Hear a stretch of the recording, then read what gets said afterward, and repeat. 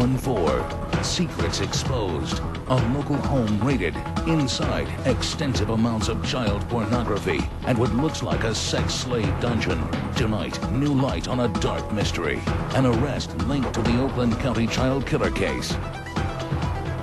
You will see this story on just one station tonight. Rescue 4 uncovering what could be the biggest break in the Oakland County child killer case in more than 2 decades. Yeah, right now a task force downriver is working to bring evidence against the man living in that Lincoln Park home. And we have team coverage. First, let's get to Jeff Vaughn. He's been working on this story all day long. Jeff.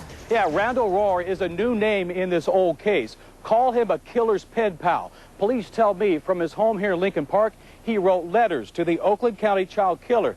But that's not all they found inside this home. Could this man be the missing piece of the puzzle that solves the Oakland County child killer case? In a Local 4 exclusive, sources say 59-year-old Randall Rohr may be linked to one of the area's most notorious killers. Less than a week ago, Michigan State troopers, working off a tip from a federal prison inmate, arrived on Progress Street in Lincoln Park and found inside Rohr's home child pornography.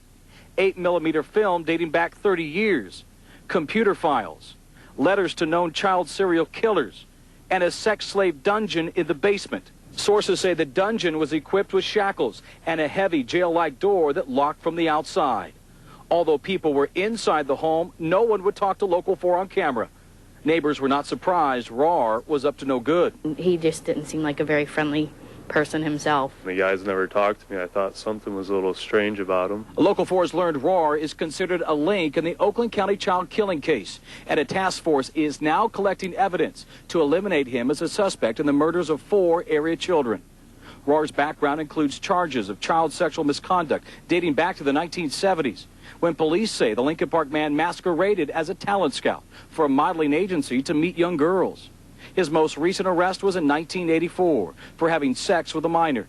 Neighbors say Rohr never showed up on their online searches for sexual predators. I did not find, the man across the street, no.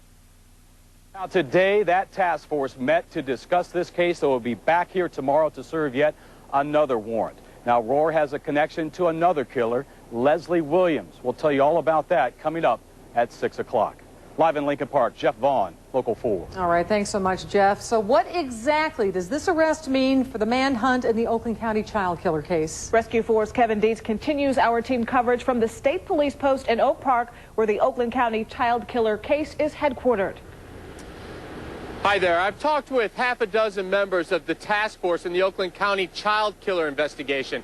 Here's what they're telling me. They say they have a list of about 10 top suspects. Randall Rohr's name is not on that list. They will take a look at Randall Rohr, but more importantly, they want to know if Rohr knows who the Oakland County child killer is.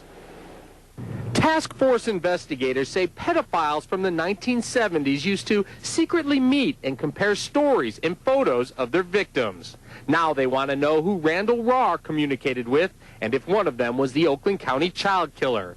4 children were abducted and killed. 12-year-old Mark Stebbins kept alive for 4 days, then dumped in a Southfield parking lot. 12-year-old Jill Robbins held captive for 4 days as well. Her body laid out along I-75. 10-year-old Krista Mihalik kept alive for 19 days and then laid out across a roadside in Franklin. And 11-year-old Timothy King held captive for 6 days. His body found along a roadside in Livonia. Tim's father, Barry King, spoke out recently for the first time in 30 years. The amount of money and the amount of time and the amount of people who worked on finding Tim is just amazing, and I have nothing but admiration for the people who participated in that. I would like to know who did this to Tim before I die. Police sources say Randall Rohr had a dungeon in his home with pictures of children. He could be someone who held kids captive. He also liked to write letters to serial killers and child killers. Investigators do not think Rohr is the Oakland County child killer, but think he might know who is. I talked with Gary Gray from Michigan State Police. He heads up the Oakland County Child Killer Task Force. I spoke with him just a few minutes ago. He tells me that there is no hard evidence linking Rohr to the Oakland County Child Killer case, or no hard evidence that he knows who the killer is. But they do want to take a serious look at Rohr to see what he does know. Kevin Dietz, Local 4. Our coverage of this Oakland County child killer case break continues throughout the next hour on Local 4 News. At 5:30, we will talk live with the former Oakland County prosecutor who worked very hard on this case back in the 70s to get his take on this latest development. Then at 6, Rescue 4 uncovering a possible link to a well-known serial killer. We want you to click on and sound off. Go to clickondetroit.com and let us know how the Oakland County child killer case has impacted your life. We'll read some of your responses live on the air. The Power of 4 will stay on top of this case to the very end, both on the air and online at our website, clickondetroit.com.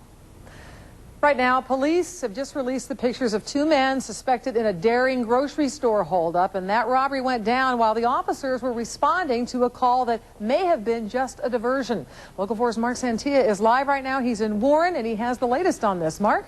Yeah, Ruth, these are the pictures. These are the suspects. Now one local community is speaking out saying these guys need to be stopped before they strike again.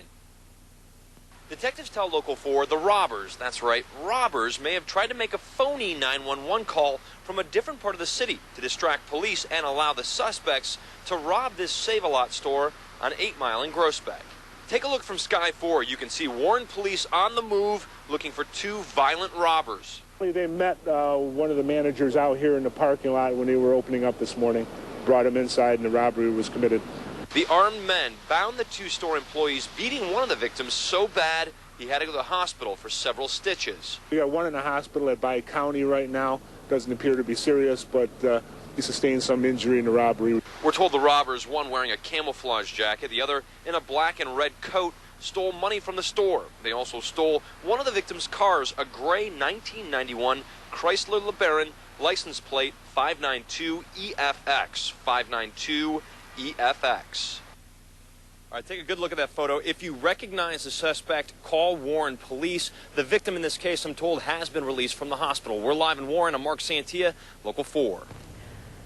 A night of wild weather here in Metro Detroit. Heavy rain causing flooding so heavy it even snarled traffic this morning. Those storms also packed high winds that brought down trees and knocked out power. Chuck Gatica is here with a look at what we can expect as we head into the weekend. Chuck? Well, Rob and Ruth, we're looking at lots of rain from last night. Some amounts coming in around an inch. Detroit Metro had 0.78. Other places well over an inch. And you get to Chelsea, they got almost 3 inches of water. 4 Live radar shows the light rain that's back now. But back farther to the west, there's another larger area of rain that still has to swing through in part later tonight. Intense area of low pressure in the state. It meandered from southeast Michigan back to near Grand Rapids. It's going to continue to meander all across the state for the next couple of days, so we're not done with rain or the cool air or the clouds. Outside right now, lots of low-gray ominous clouds, and again 59, much cooler than we got used to over the weekend, and that sunshine and blue sky kind of gone for a while. More with 4 Live radar. We'll look for lightning and talk about your weekend for Mother's Day coming up in just a few minutes. All right, thanks, Chuck. Well, new at 5, the man who police think murdered his son as part of a religious sacrifice was in a downtown Detroit courtroom today. Raphael Thomas appeared in 36th District Court for what was supposed to be the start of his preliminary exam, but instead, the exam was delayed for a competency hearing. Thomas was arrested on April the 29th after police say he murdered his infant son following a fight with the child's mother. A developing story, police confirming the body of a man found this morning is that of a fisherman missing since last April. Officers identified Brian Ferguson after finding his West Virginia driver's license. Ferguson, his brother, and a third man have been missing since April 29th. Their boat was found adrift on Saginaw Bay near Standish. The 2 other men have not been found. And new developments right now in the case of a man who picked up a local teenager that he met over the internet. Police used a cell phone to track down the 13-year-old girl and the Indiana man on Interstate 94 in Kalamazoo. Today, prosecutors dropped charges because the girl told the man that she was 18 years old. The man was then released from jail. Now, that pair met through the teen's postings on the web space myspace.com. The girl is on a tether on a home truancy charge until a hearing later this month. Honors today for Constable John Atkinson, the first officer killed in the history of the Windsor Police Force. Thousands gathered inside the University of Windsor Recreation Center to honor the fallen officer. Atkinson was shot while approaching 2 suspects who were apparently in the middle of a drug deal. The 37-year-old constable was on the force for 14 years, and he leaves behind a wife and 2 children. Local 4 News is everywhere. Caught on camera, an emergency drill turns into a real life rescue at sea. Wait until you see what happens. Plus, Decision 2006, Governor Granholm live in studio to talk about her mission for Michigan. I'm Kim Adams. It's a brand new way to quit smoking. Plus, ever wish you could kiss your allergies away? Some researchers say you can. The story coming up in Good Health.